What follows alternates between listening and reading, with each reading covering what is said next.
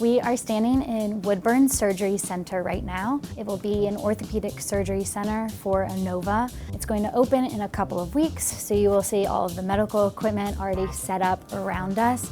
There are 4 operating rooms, 1 procedure room, and 15 patient bays.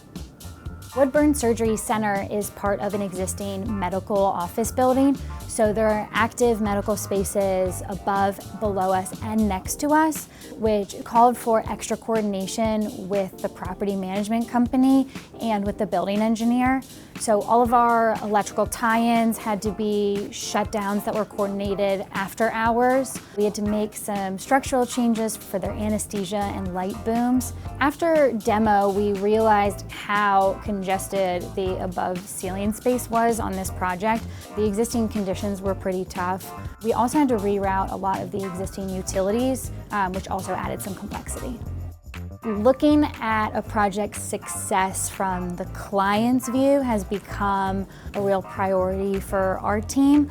And so when they're happy, I'm really happy and proud of the product.